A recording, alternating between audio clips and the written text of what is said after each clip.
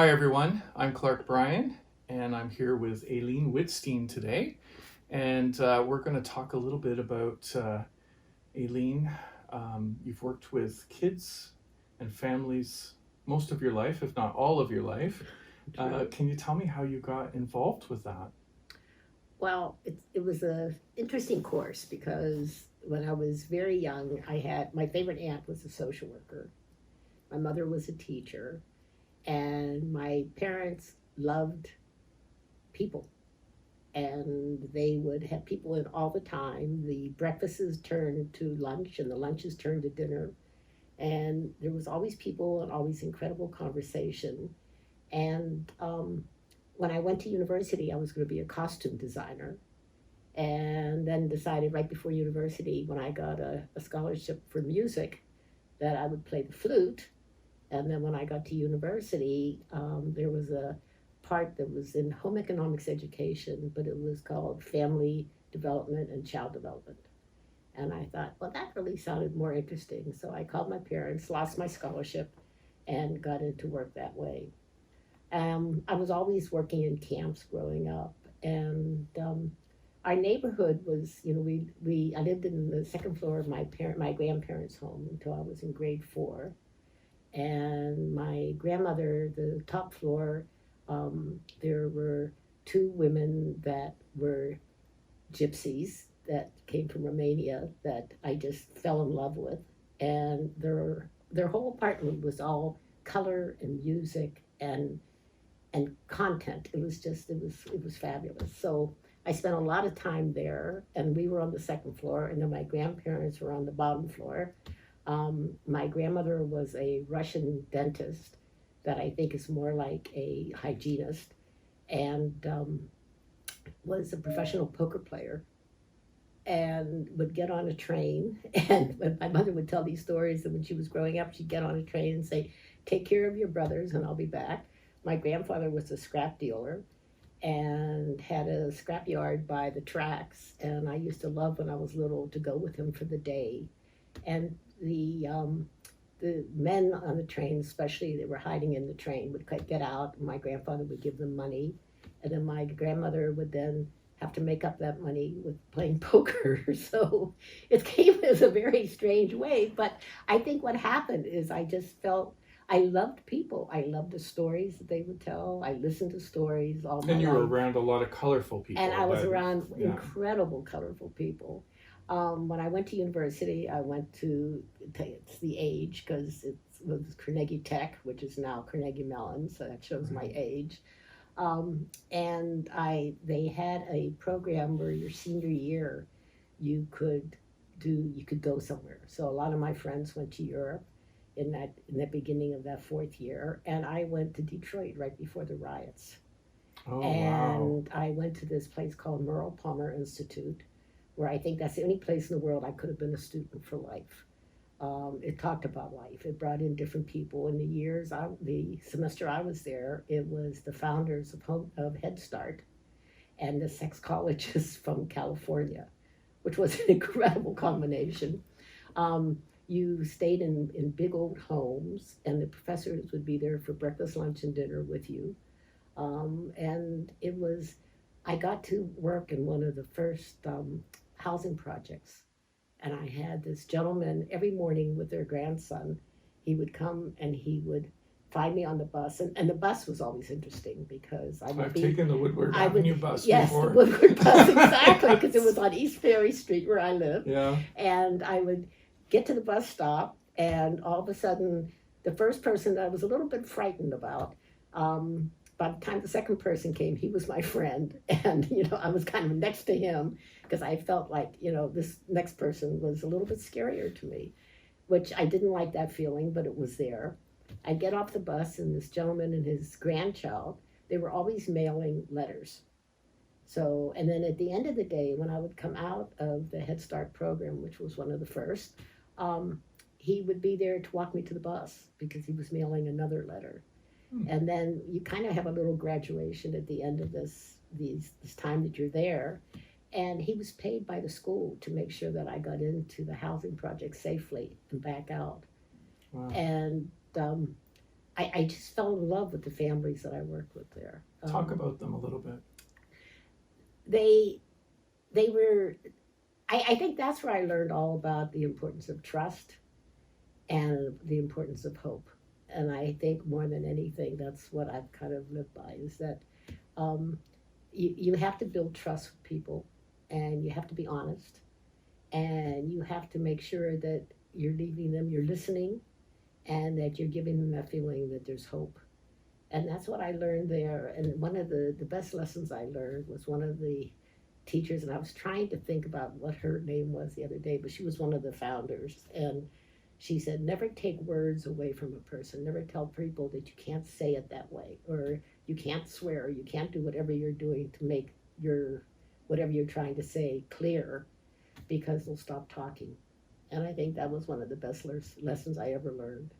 So from there, I went back to Carnegie Tech. My first job was to work with a child development program in one of the high schools, in the inner city high school, and to train Head Start community workers, which was a really bad thing at the beginning, because what they were doing is having all these girls try for the same job. But a lot of the students that I had in the daycare part of it were the kids' children. So it was the teens' kids, and or the teachers' kids, which was a wonderful mix, because it was really, the kids were getting to realize that kids are kids, and that every kid needs that support, and doesn't matter what their background is, that they're families. And the teachers saw the kids differently when their kids became friends with the students' kids. But the thing is that that's where the riots started, is in Pittsburgh. So by the end of that school year, with the stage, the curtains were burned, the school was a wreck. There were very few working toilets. But when the kids were going to riot, they would get me and the kids out of the building. So my friends who were teaching, when they would see me being marched out, they would, lock up the knives, and a lot of it was vocational. So, yeah, so that was the beginning of what I did, and taught there for about a year and a half. It was interesting, because there were a lot of both black and white teachers, and I was young at the time, many years ago. We all were. Yes, that's right. And they went on strike, the teachers, that next year, and they wouldn't let me strike, because they said, no, you need the money. So they would take my shifts, and they would make me cross the picket line. But I mean, it was an incredible learning experience. So a couple things came out from what you just told me. And one of them was about shutting kids down. Mm-hmm. Which you just can't do. Excuse me. So I'm just thinking, I'm fascinated by education, very passionate about education and the ways that we try to cultivate that in young people. I know there's been a lot of educators who talk about the fact that we very systematically shut down the voice of young people, both at home and in the school. Do you want to just maybe elaborate a little bit more about that? Like in your work, right? And you're working with young people. How do you ensure that young people don't get shut down? Like through your colleagues, or? Well, I'm glad my kids aren't here, because I'm sure they would say that I did the opposite, raising them. Oh. Okay. But well, we're all filled with contradiction. One of the things I didn't mention is growing up in Pittsburgh, it was Mr. Rogers' land. Oh, yes. And my mother was one of the editors for him. So really? Yeah. So I was just in love with Mr. Rogers, and my kids were in love with Mr. Rogers, and would never believe that my mother knew Mr. Rogers, right? Because that just would take away the fantasy of it. But it was this feeling of kindness as well, that you really sincerely wanted to listen. And I think when you really listen, and if you open it up enough to listen, then kids will talk. And you won't shut them down. My first class. How do you do that? Well, How do you okay, create that environment? My first class in Pittsburgh in the high school, because I was a high school teacher, right? So The girls, and when I would come in the morning, and this was before the riots and the civil rights movement and stuff in the States, but they would line up by the color of their skin. Oh. And they were all going to be Supremes. Okay. And I had to allow them to line up the way they did. Everyone was included, from the lightest to the darkest. It was everyone was always included. They never, made I think there were maybe 2 white kids in the whole class.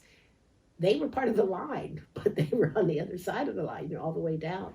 And then they would sing. They would have to sing 3 numbers. And then they would all sit down and they would be fine. And we would go on. But I mean, I grew up loving the Supremes because that's when I heard all the music. Wow. But it was those types of things that you find out what's important to the kids. I know, just even being at El Sistema, it's the same thing. Is what's important, which kids want to just stop and talk privately, and which kids want to just be part of a group. And which kids just want a shoulder, an arm around the shoulder, just that you acknowledge that they're there, and others that would come in the middle and try to talk and get out of class and just, talk a little bit. But each person's individual. We're an individual. I know in Finland right now they're teaching by phenomena, and often the children introduce that, right? Something that they're interested about, and then they pull out the science, they pull out the history, they pull out the arts and the creativity from it, and I can imagine, I would certainly be a lot more interested if that was the way that our education system was molded. No, that's right. I really feel still that we're in that post-industrial revolution. The kids have an empty vessel to fill, and let's there's fill that it expectation. up.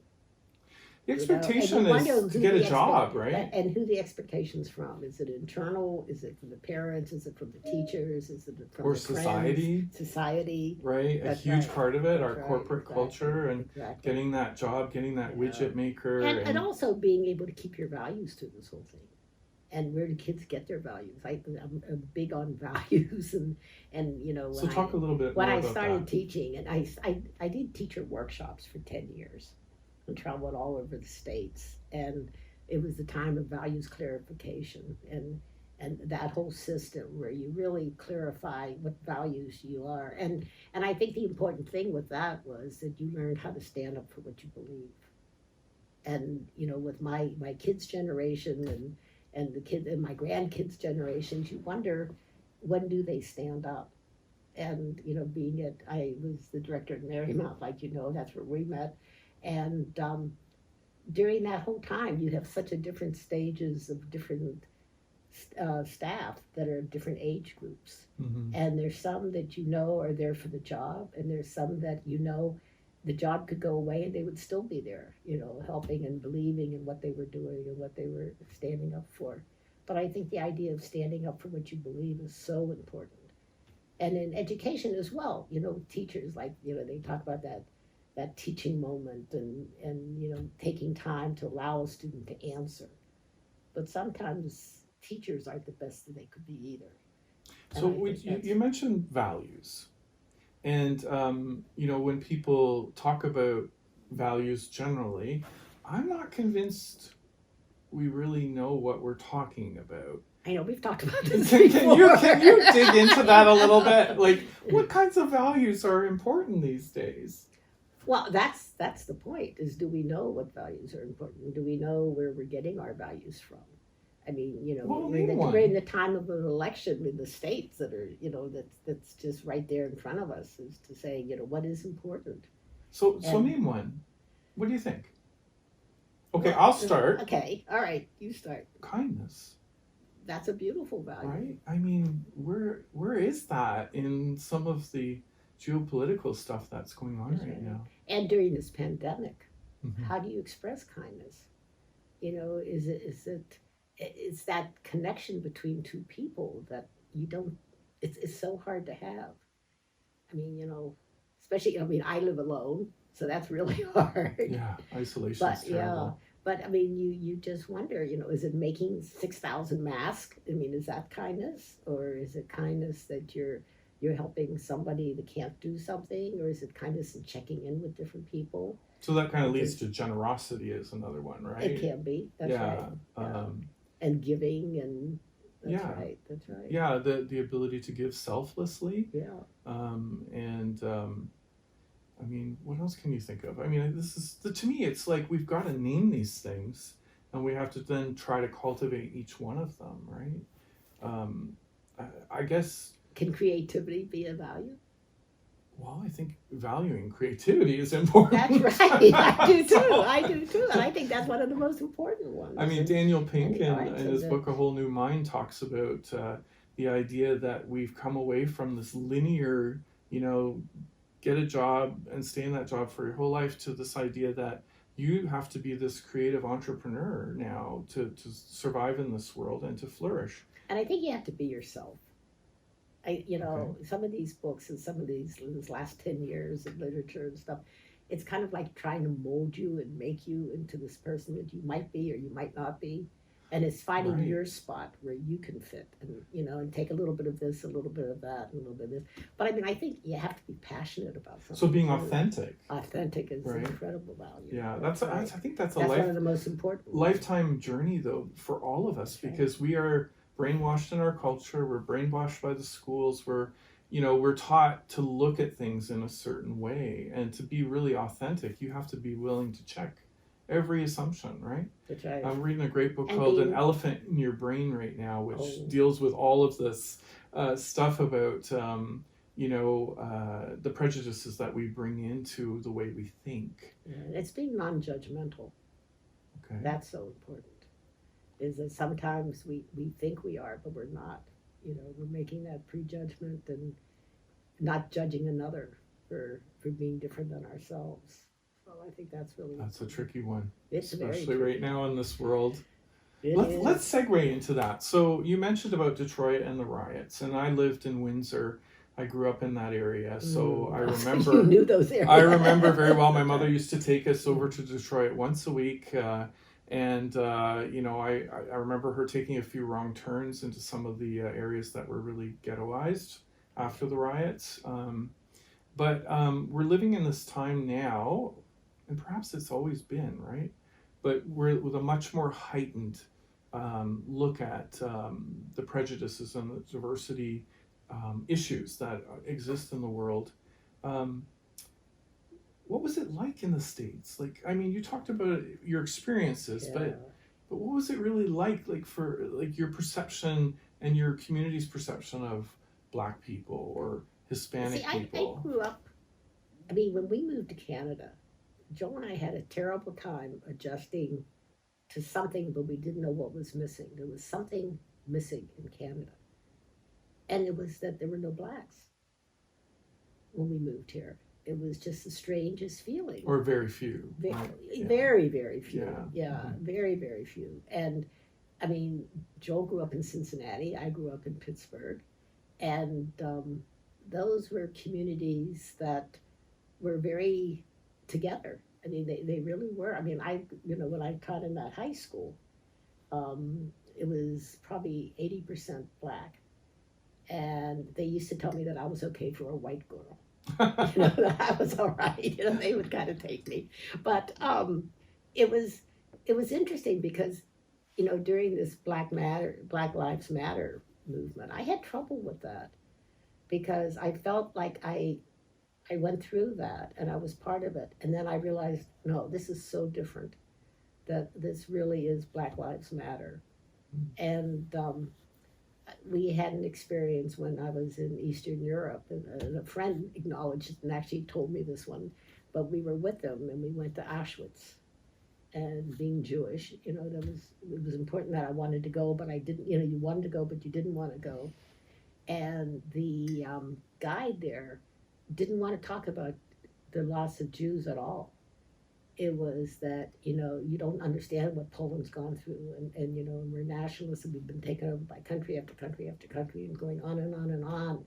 And I thought, that's what Black Lives Matter is, that, no, it's about what's happening in their lives, what's happening in all these cities that aren't taking this crisis seriously enough or understanding it. So I mean, I think every generation you learn and you understand and you see things through different lenses. And if I think a lot of people are stuck in the lenses that they've experienced and they can't change. So Yeah, so I know many it have was a said struggle that. for I don't see what the myself. problem is. Like, it's fine Yeah, living and here in London, there's no Ontario. racism, and there's no Right. this, and there's so much, and There really is. I mean, yeah, and access, opportunity. and like the families that we work with El Sistema. I Mm. mean, you hear what the trades were in the countries that they came from, and so many don't have jobs in their own field and have had to compromise, and and just the I don't know the joy that those families have presented brought joy back to my life. I think in a lot of ways is that they're so gracious and they're so open. I mean, for someone when they found out when we were at the Christmas village, Morley Village, and I was responsible for that little booth. Oh, right. The Yes, fundraiser. yes, Yes. and you had me there, and they were talking about what some of the parents, because I was there with all the volunteers, and they would say, what do you do for Christmas? And I would say, well, I don't celebrate Christmas because I'm Jewish. You're Jewish, and so many of them, I was the first Jew they had ever met. I hope it was a good experience, but it was interesting because you don't talk about those things until you're in a little shack, trying to sell. And Yeah, the history of Jews in London, Ontario, and what they have been allowed and disallowed to do is really recent, right? Oh. Like, it wasn't so long ago No. that you weren't allowed in a golf and country club, for example. Or that there was a quota for number of doctors in the medical school or Really? whatever. Yeah.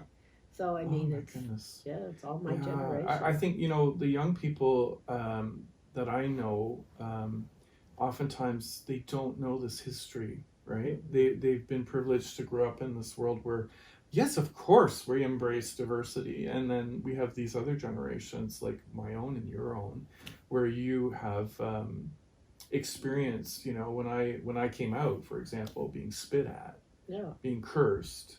And still today, sometimes it's not easy, right? I mean, I'm sure it's the same thing for Jewish people Yeah. here.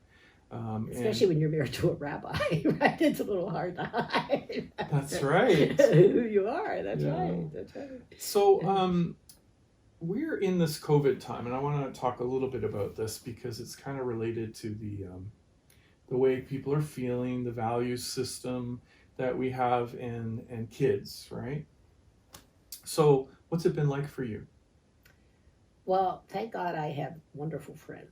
So I go for a morning walk with friends, and at the beginning it was very social, physical distance. And also another group that right in the apartment building that there's been three of us that have gone for walks every afternoon together. And I think if I didn't have that social contact, I would have gone out of my mind, really. Talk about that a little bit. Well, like we were talking about before, you like people, you like to hear stories, you like to hear how people are feeling about things in the world. And in the morning the group is pretty similar in that we the value systems are pretty much the same. Our conversations are great. We're all lovers of the arts and So you're hanging out with those powerful women, right? and men, yeah. Okay, all right. Yeah. All the retired I'm executive always directors and stuff like that. Yeah, that's yeah. right. So that's a really good. And then the afternoon group is wonderful because it's two of us are about the same age, and then the one is much older than us. Not much, but in case she's listening, but older. And politically, we're very different. Really? Yeah, and it's been good because we can discuss it because I don't have anybody to discuss it with. When you're living by yourself, you can agree on everything because no one's going to disagree with you, right? So it's been good. It really has. So it's been, a good conversation. I mean, when we went through that thing with the government and working with the kids and the teens and our teachers that were in university and stuff and all those students, you think, oh my gosh, like they still haven't had that opportunity, and how do you pick things and. So So what do you miss though? Like, I miss going to restaurants and concerts, and walking through an art gallery with a whole bunch of other people, with the museums and traveling and just having freedom to go. Like I was sharing with you before, I ran away to Niagara on the Lake one day by myself because I wanted to see nice leaves and I wanted to go where I wanted to go. And I, kept the distance, but I felt like you're alive again, that you're doing things. But it's hard. I miss One of a Kind show. I've been going to twice a year for all my life since we moved to Canada. Oh, wow. All those types of things, but mostly around the arts, I think.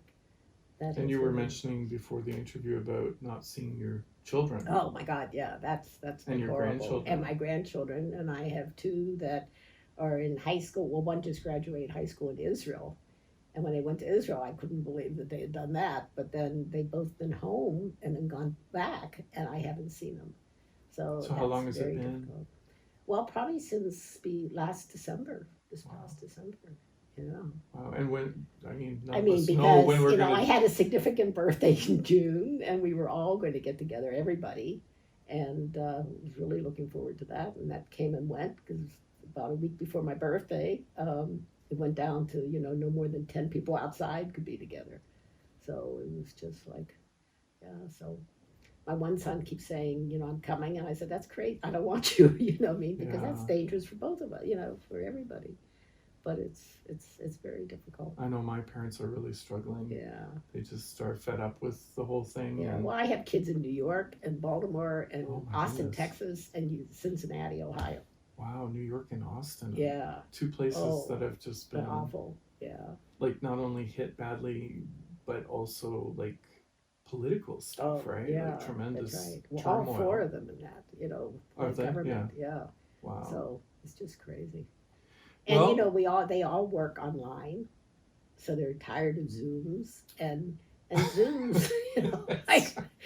Someone needs to invent some new technology, right? Yeah, like it's got to be like holograms or something. That's We right. really need something different. Yeah, it's wonderful to see everybody, and then you hate when they do FaceTime because then you think, oh, my hair's not good, which it never is. But my hair's not good. What are you doing FaceTime right away?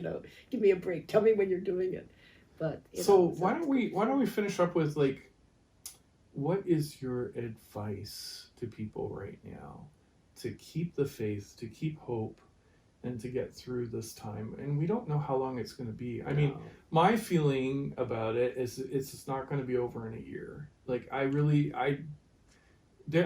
have not found a vaccine for AIDS. We made it like diabetes, you can manage it, but that's right. The idea of a vaccine is, such a distance. Well, a distance, but also will we ever, right? Like, who knows? No. So, knowing that it could be a while, how do you think people can manage? Like, what strategies? All right, this is going to sound so simplistic, but I have a T-shirt that you've seen that I wear. Choose happy. Choose happy. Yeah, I think that's important. So take a position. Take a position, and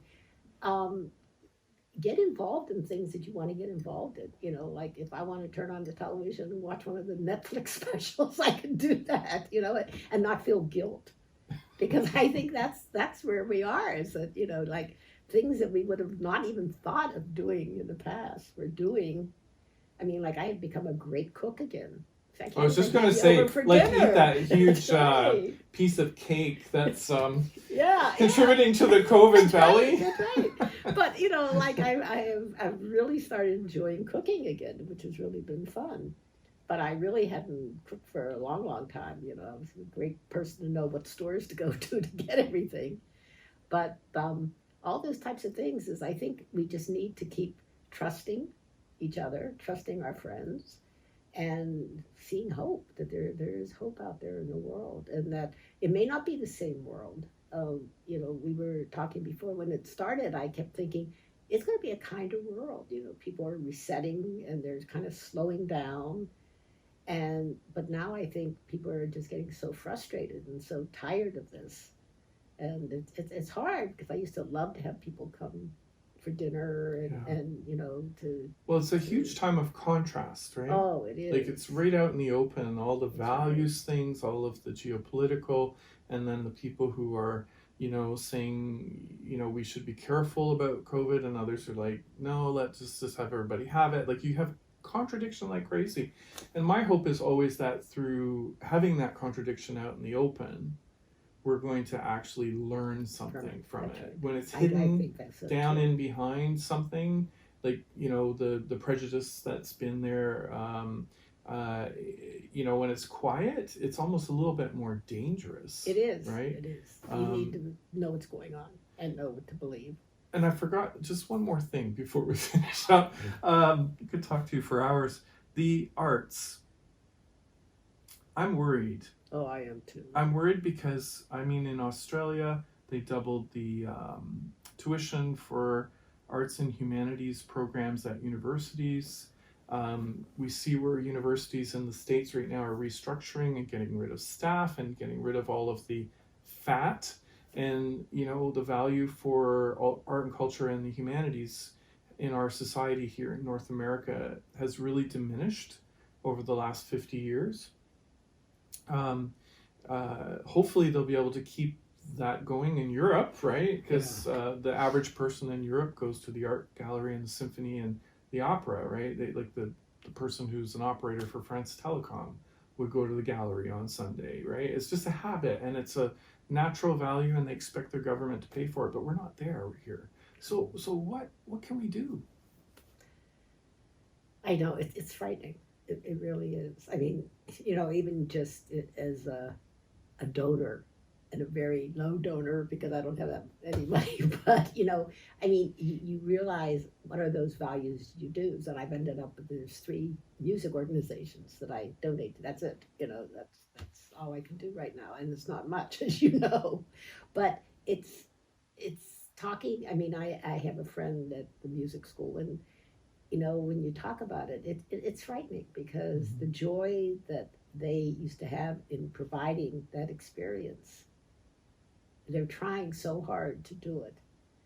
But is it going to work? Is it going to happen? Are kids going to go into the field? Like the kids, again, at Elsa Stemma, I mean, music sets a routine in their life too. Mm-hmm. And I remember, you know, that the last concert that we had before this that was pandemic. wonderful. It was absolutely wonderful. And I know I had misinformation in my head, and I was telling kids to take home their instruments, and then some of the other group were saying, no, leave the instruments here because we're going to restring them and we're going to do this. Your way was a better way. I know. And I was so thankful that I just pushed a bunch of them out with their instruments. And when I would see some of their parents, they would say that, you know, they're composing songs and they're doing all those types of things. But the arts give such comfort. And really gives you that feeling of expression and feeling, and that just can't be lost, you know, and it can't be a generation that doesn't have that. And when you think that people aren't going to go in there professionally, that's not going to be their profession, that's frightening. Yeah. But, you know, you wonder how that's going to happen. It can't be online. I think we have to find new ways. I mean, that's what I'm convinced.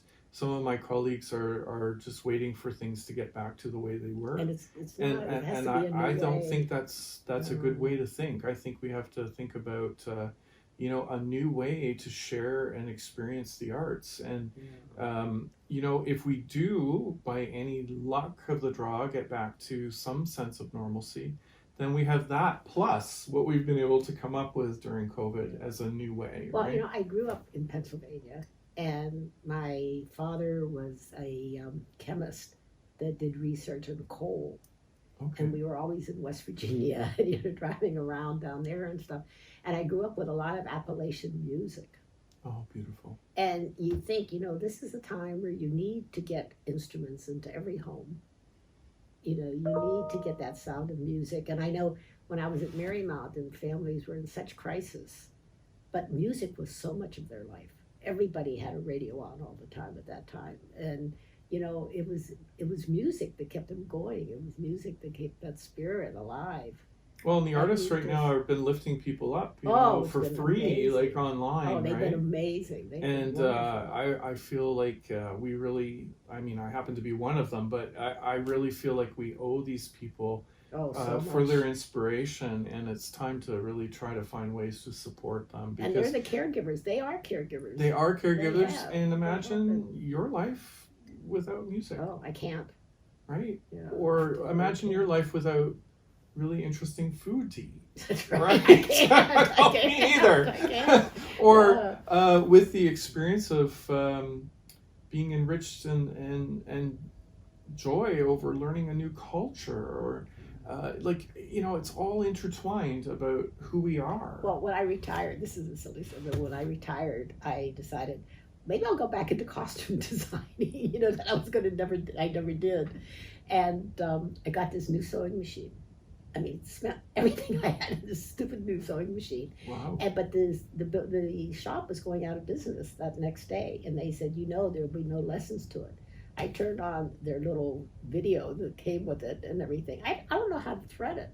It has been sitting there. Well, I was 2 Modal years. the tailor and Fiddler on Were the you? Roof, Okay, so maybe I maybe can you help can you. help me. That's right. Maybe you can help me. But it's just crazy. And I look at this thing, and I have it up on a table in my bedroom, and I think, okay, do something with it.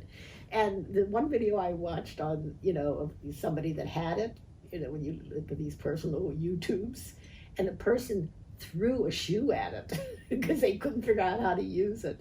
So, I'm waiting for that time when I could actually feel safe enough to have somebody come in and teach me how to use this thing, because it's heavy.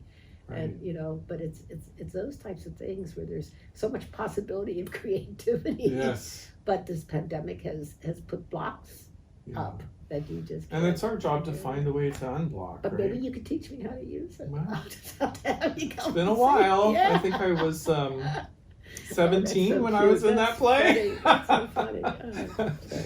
Oh well. Listen, it's been a joy to speak with you It's today, been good. and Missed you. thank you very much for coming in to do this. And we'll look forward to getting some feedback about this story, and I'm going to present some more stories as COVID goes on. Thanks again for listening. Thank you.